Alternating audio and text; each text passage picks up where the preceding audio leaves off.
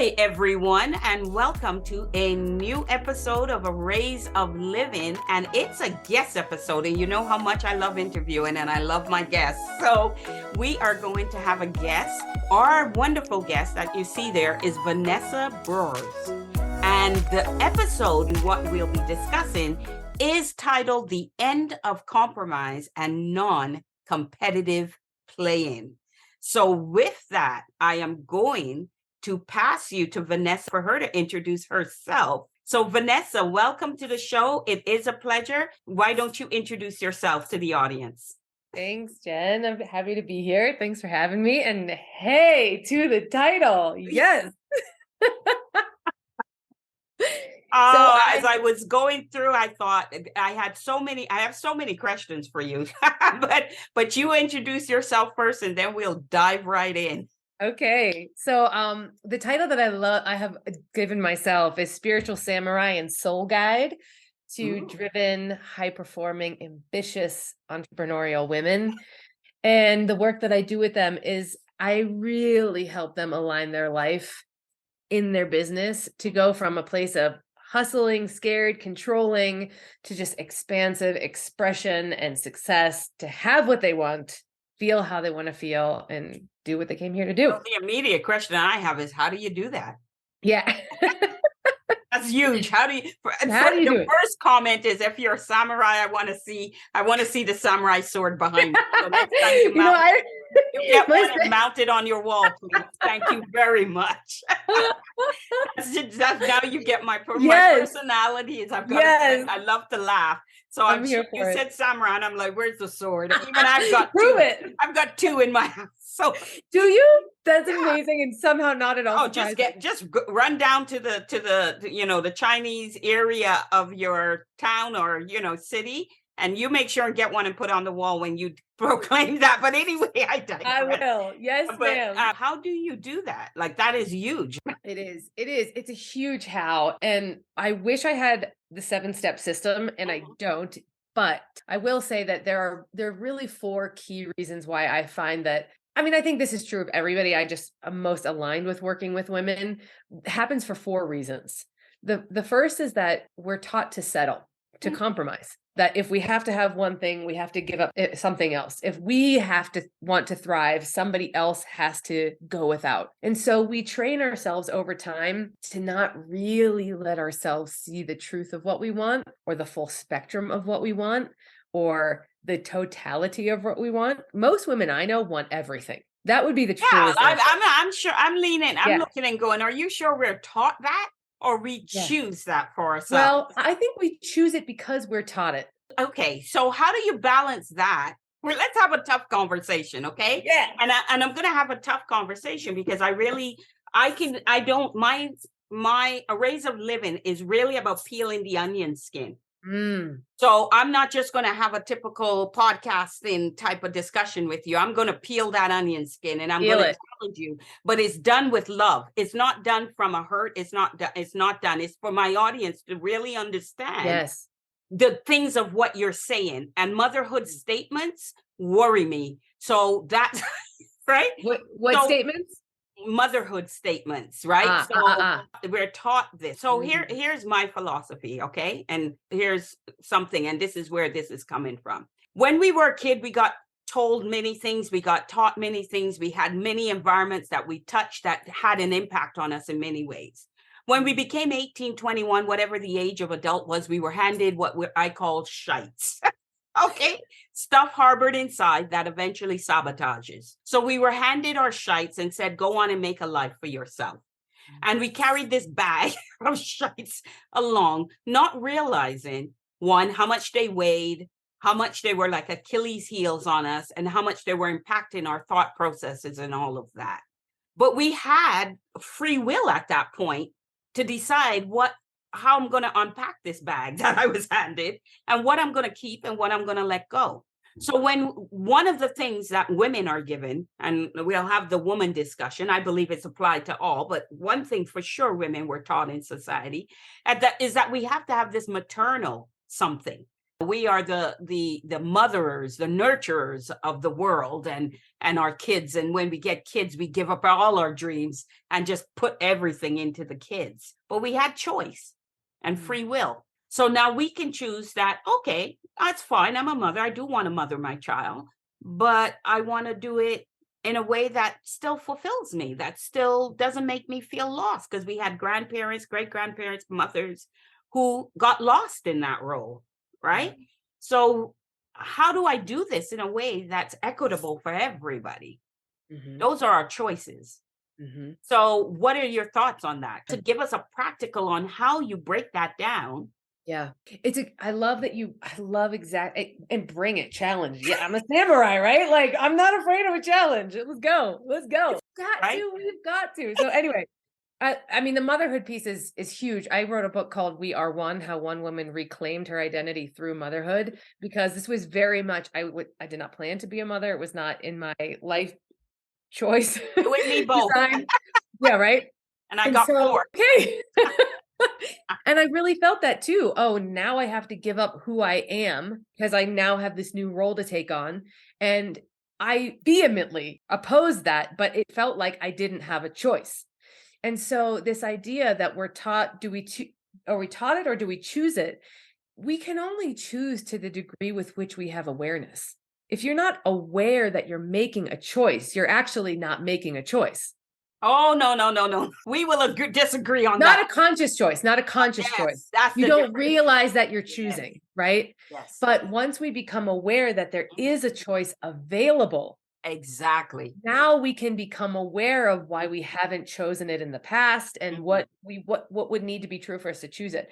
So this past October, I realized that there was this whole expression of my soul that was just sick of not being running the show.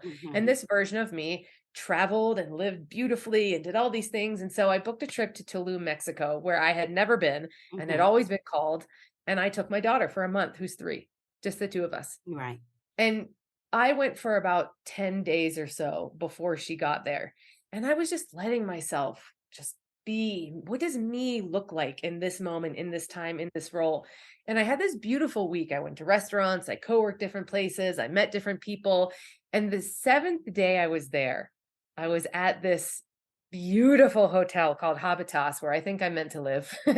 And it was a thing they call Sunday sessions. And there's basically a DJ. And I think I'd had like a drink all week, which there's no problem. I don't have any issues with people drinking, but just for context. And I was by myself and I was dressed beautifully and I was feeling sexy and free. And go girl. Dancing, right? And I was dancing and I was just really letting myself go. And I immediately felt this fear contraction.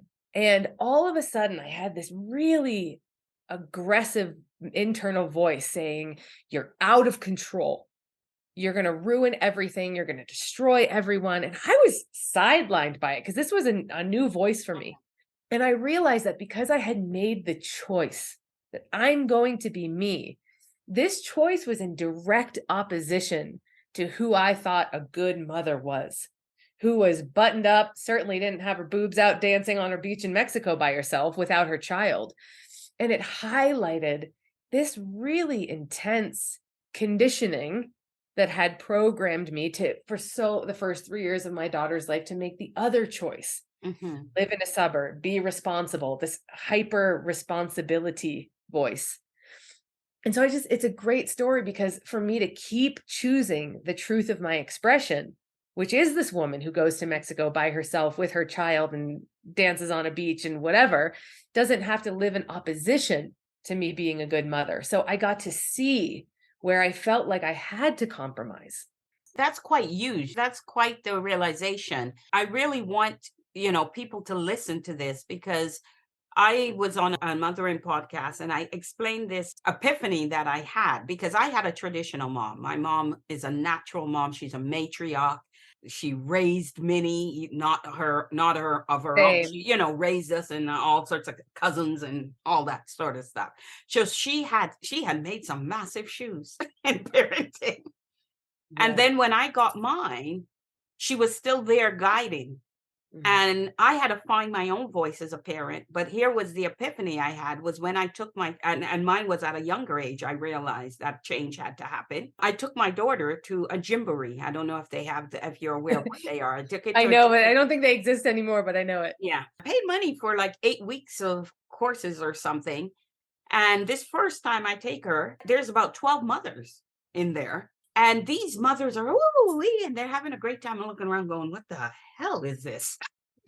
I am not feeling it. I am not stimulated. I'm not having fun. You know, they have balance beams that are like a little height off the ground. And my daughter's walking on and going, ooh, and I'm thinking like, my child, you're not going to get hurt if you fall. Like, I don't know what is going on here right now. And I ended up like an out of body experience, looking and seeing how I was feeling, very in touch with how I was feeling in that moment, and looking around at all the 11 mothers and going, why are they having a great time? And I'm not. And I literally, after that experience, took my daughter, handed her to her dad, never went back, didn't go to collect my money, didn't go, just knew I was not doing it. But what it did for me, it made me make a choice. It really woke me up to the fact that I was not a traditional mother. I needed certain stimulus. I needed to interact with my child in a way that worked for both of us. And that I was not going to try to step into my mother's very large shoes that I couldn't fit. So the way I described it was I made shoes of my own to lay next to my mother's. Beautiful. They may not be as big, but they'd be my damn shoes, right? And what it also taught me going on that journey is that kids have the capacity, they really do, to get it. So I ended up raising 4 children that now get me. They know me, they understand me, and they can say, why are you doing that? That's not you. Yes. So that is why I applaud you coming into that realization. And I don't know how old your child is right now, but I'm telling you, they have, if we give them the credit, they have the capacity to put it all together and come up with a beautiful relationship. And this is coming from me to you, who did not even envision herself having one child, didn't want children, and have 4. So there you go. So beautiful. I get that. So when you use language, when you now say, end the compromise, I get that piece. What is non-competitive playing? Explain to me what is non-competitive playing. Non-competitive playing, I think, is... I like to use the distinction between compromise and sacrifice, because to me, I actually don't have a problem making sacrifices, because these to me are places where I can choose. This is a small example. It doesn't feel like a sacrifice anymore, but it did at the time. I end my workday at 3:00 because I go pick up my daughter and I want to play with her. And it felt like a sacrifice at the time because that meant I couldn't work whatever from 3 until 8:00, where I'm definitely not going to work anyway at the end of the day. And it felt like, just to stay with the motherhood example, that work was in competition with my daughter. And so this is the area of compromise and competition. Well, non-competitive play is where I realize that if I'm willing to make an aligned choice and sacrifice those work hours in a day, all of a sudden that competition no longer exists. And my experience becomes more playful. Okay. And so when I feel more playful with my daughter, it doesn't compete with my desire to work. And so it's a hard thing to explain because it's more energetic. I have that energy available for both now. Yeah, because you're refueling, you're regenerating. Right. Not in that moment, but I like to ask myself questions that kind of break my brain a little bit. So one of the ways that I did this, and this is sort of another example, so feel free to rein me back in if you want to. But one of the things I noticed too was I felt like I was spending too much time with my daughter. I was getting lost in that place. So my expression was in competition with my mothering. The time I wanted for myself was competing with her. So I asked myself the question, what does it look like to spend more time with my daughter by spending less time with her? And I like to ask myself these questions that sort of break the places where I feel competition And I sat with it for about a week. They're not easy questions to answer.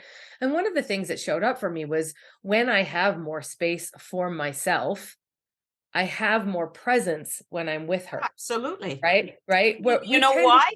Because you're overflowing. When you're Exactly. not doing that, you're pulling from an empty bucket. You Yeah. have nothing to give your daughter or yourself. So when you use the word sacrifice, that really resonated with me because and don't take this the wrong way. It comes across negative. Why would you ending your workday at 3? Like, why would you pick that word to use? Yeah. That's giving back to yourself. Why do women do that? Why do you use the word sacrifice? I like the question, and I like to use provocative language to the different parts of myself. Provokes a part of me. To a part of me, it is a sacrifice. That is limiting belief stepping in. And you're feeling like you have to do a heavy lift to actually embrace the piece of you that you need to fuel and spend time with your child. And that to me is social conditioning because you're trying to break the mold of what society has stated a mother or an individual needs to look like. It's not a sacrifice. Your day ends at 3. End of story. Decision made. I'm going to give some stuff to me.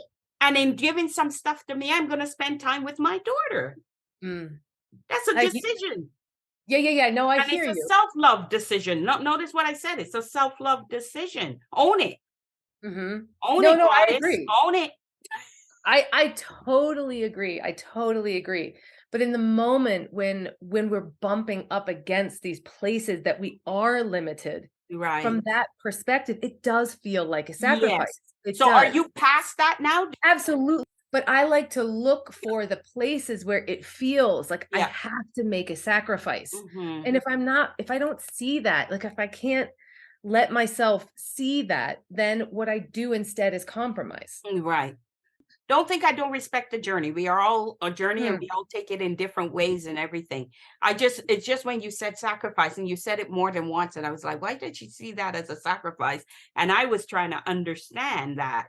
So I'm glad to know you're past that point. For sure. It doesn't at all feel like a sacrifice now. It doesn't feel now but when I see those places where it feels like I have to, I go into those places. I want to challenge anything that makes me feel like something I want is in competition with something else I want. Awesome. Okay. That's to me non-competitive.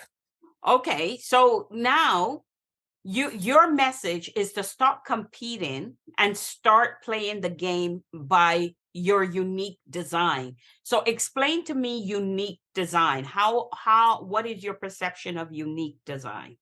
I believe that all of us, and I don't think this is not unique to me, but we were all born with unique gifts, aspects that were given to us by the divine creator that are easy to use, make what we want to create more accessible with less push, less compromise, no competition. And I call them your unfair advantages. Okay. They're just, and this again, it's a playful thing because it's not unfair. They're given to you. Everybody gets them. But sometimes on one level, it could look like, oh, well, that's unfair because she's so beautiful or she's got so much drive or she, whatever. We can play the game that they're unfair. But they're your unique gifts that when you fully claim them.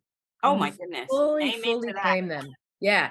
Life gets easier. It's easy. That's easy. That's why it's called. I tell people that. I'm so glad you're saying that. Say it again. Say it again. When you claim your divinely given gifts, your unfair advantages, life gets easier. It's supposed to be. That's why it's called a gift. You don't have to work for it. Yes.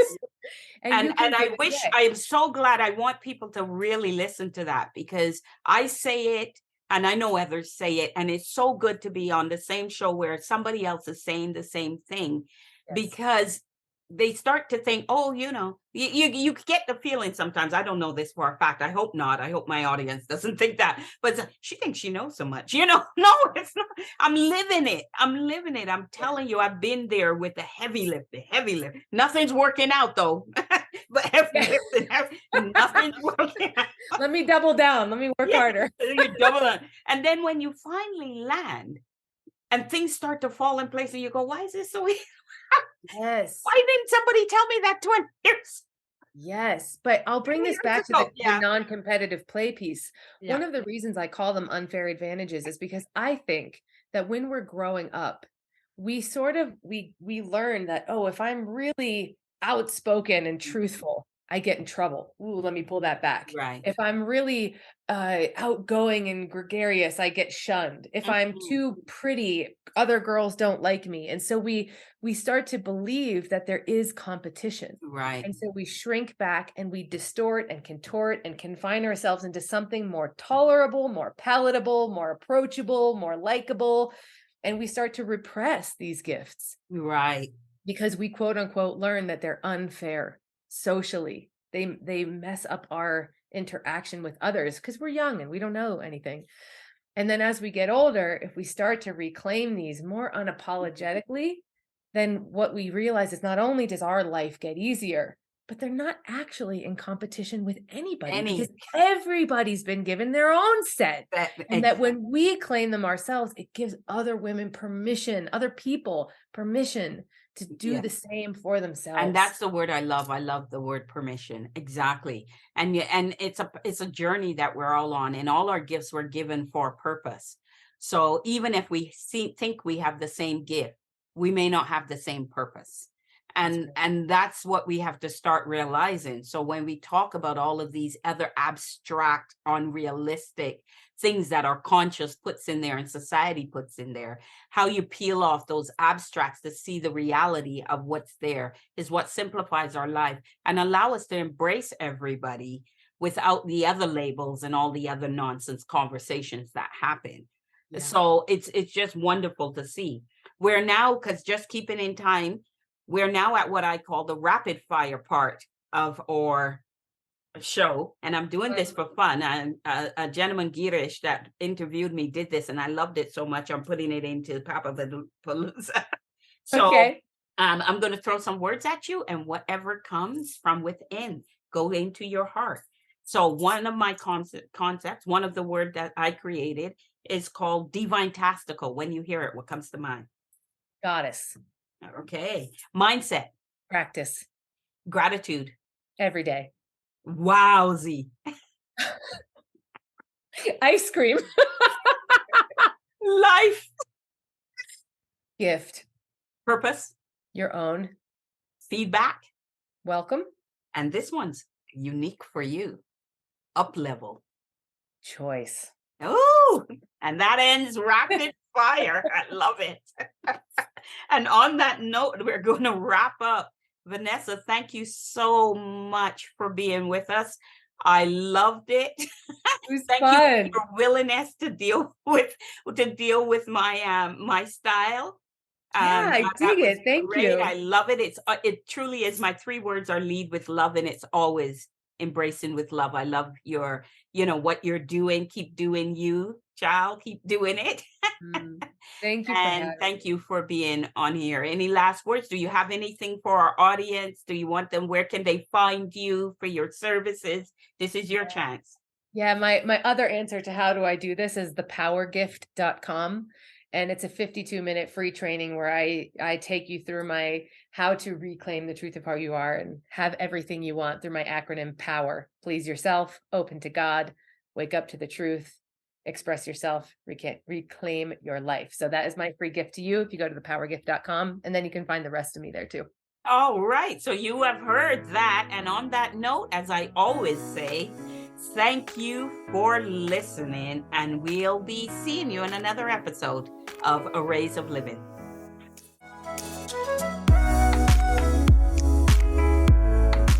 Thank you for listening to this episode of Arrays of Living. And please be sure to follow me on Instagram, Twitter, LinkedIn, and YouTube. You will also find in the description below my email address should you want to reach out, and I am happy if you do.